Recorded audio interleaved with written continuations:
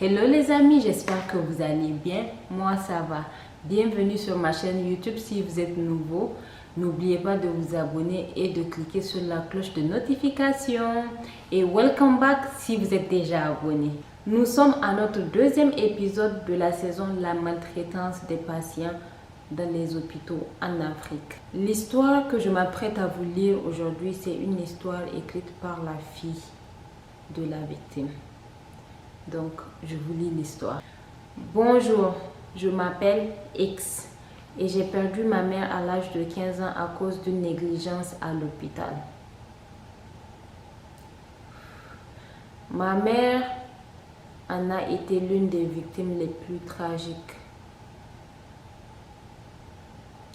On vient d'une famille pauvre et un jour ma mère est allée à l'hôpital avec un grave problème d'ulcère.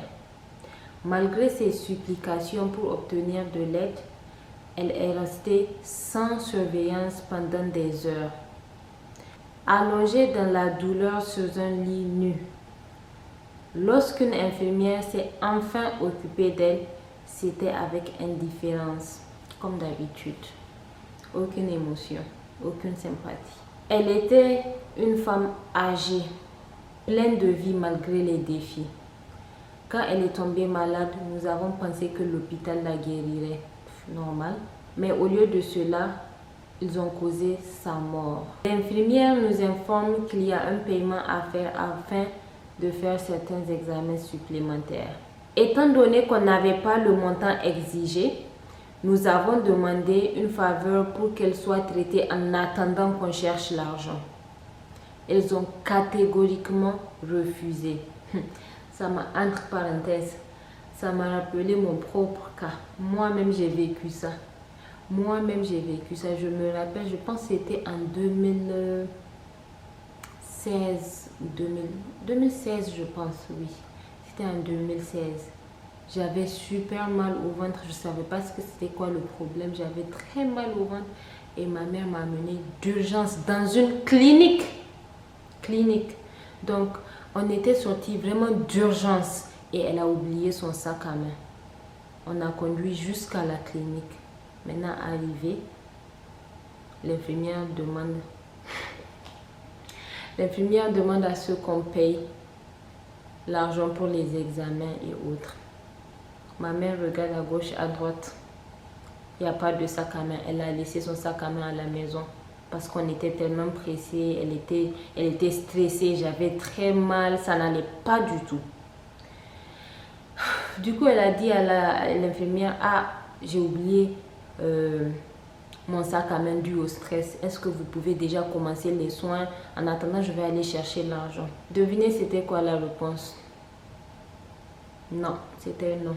Donc, si je devais mourir, j'allais mourir sur place. Donc, ma maman ne voulait pas me ramener à la maison. Donc elle m'a dit d'attendre dans le hall là-bas de la clinique le temps qu'elle parte récupérer son sac à main et revenir. Je ne sais pas par quelle magie je me suis retrouvée dans la cour des voisins de l'hôpital en train de vomir. Je ne sais même pas ce qui s'est passé. En tout cas, je sais que ma mère est revenue et j'étais devant l'hôpital allongée. La clinique, devant la clinique allongée. Donc si je devais mourir, j'allais mourir. Donc c'est là qu'elle m'a fait rentrer dans la clinique. Comme c'était pressé, on ne pouvait pas changer de clinique aussi. Elle a payé et puis bon, ils ont commencé à me soigner. Il y avait une vieille dame qui a dit que j'abusais. Que ah, tu es une femme, hein? Tu es une femme. Ah, tu peux pas supporter, tu es une femme. Comment tu vas faire quand tu vas accoucher? Bref, c'était entre parenthèses. Donc, je disais, ils ont catégoriquement refusé. C'est ainsi que ma mère a continué à souffrir pendant des heures. Quelques heures après, mon oncle est arrivé avec le montant demandé. Mais malheureusement, son état s'est rapidement détérioré et au moment où le docteur l'a vu, il était trop tard. Elle est décédée.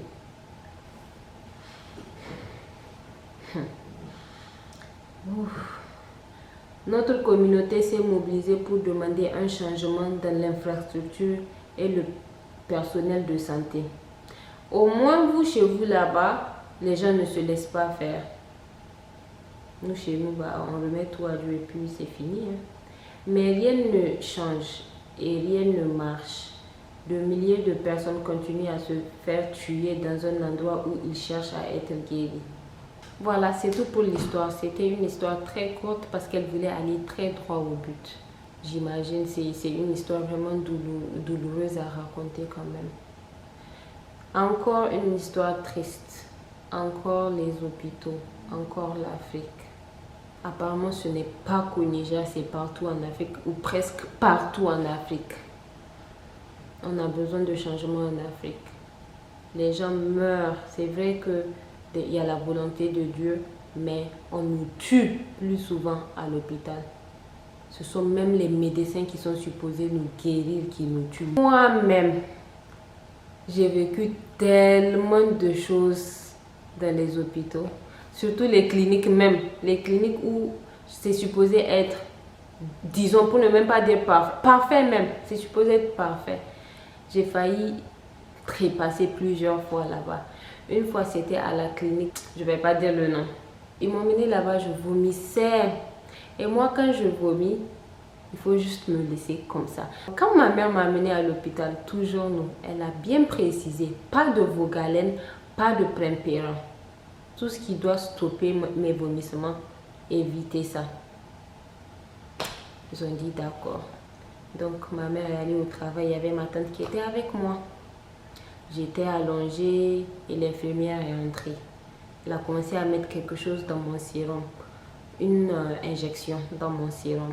Du coup, je demande, ah, qu'est-ce que vous faites? Ah, pardon, elle disait ça en langue. Tu vas pas m'apprendre mon travail, laisse-moi faire mon travail. Sans me donner d'explication. Normalement, il faut expliquer aux patients ce que vous faites. Donc, si elle m'avait expliqué ce qu'elle était en train de faire, peut-être on allait éviter ce qui s'est passé. Donc, elle a dit que non, que je ne dois pas trop parler dans son affaire, qu'elle sait ce qu'elle fait.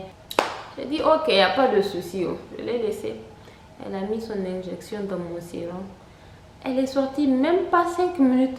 Je sens ma langue en train de sortir. Je sens que ma langue gonfle dans ma bouche. Je sens que s'il y a trop, genre ma langue, elle est trop lourde dans ma bouche. Je ne comprends pas. Et maintenant, je commence à avoir, je n'arrive plus à respirer. Je respire très mal. Ma langue ne fait que sortir. Ma langue ne fait que s'agrandir, s'élargir. Je ne comprenais rien. Ma tante, elle était de l'autre côté. Elle avait rencontré des patients qu'elle connaissait là-bas. Donc, elle était partie causer là-bas. Et moi, j'essayais de l'appeler. Je ne pouvais même pas l'appeler.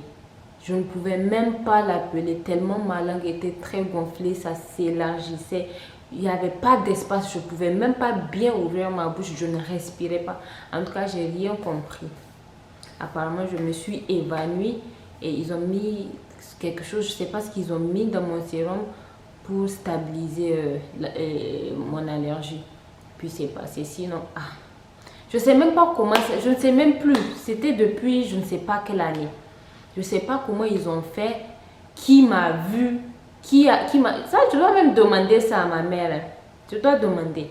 Parce que c'était chaud quand même. Je pensais que j'allais mourir. Et bien évidemment, il y a eu un scandale et c'était tout. Pas de poursuite judiciaire, rien. Il y a beaucoup d'histoires comme ça. Il y a beaucoup d'histoires comme ça. Moi, j'ai eu la chance de ne pas mourir. Beaucoup sont morts. Donc, je ne sais pas qui peut voir cette vidéo, mais s'il vous plaît, faites un effort. Je ne sais pas comment est-ce que vous embauchez surtout les infirmières, mais soyons sûrs que les personnes que nous plaçons dans nos hôpitaux et dans nos cliniques sont là par passion. Et non pas par désespoir. C'est tout ce que j'ai à dire. En tout cas, dites-moi ce que vous en pensez. Et encore une fois, si vous avez des solutions à proposer, n'hésitez pas de mettre ça en commentaire. Peut-être quelqu'un va voir et il y aura un changement. Et aussi, si vous pensez qu'il y a un mouvement qu'on peut créer, n'hésitez pas aussi de me le dire en commentaire. On va essayer de voir dans quelle mesure. Voilà. Donc, c'est tout pour la vidéo d'aujourd'hui. On se retrouve dans une nouvelle vidéo, Inch'Allah. Donc, à plus tard. N'oubliez pas de liker, commenter et de partager. Merci beaucoup. Bye.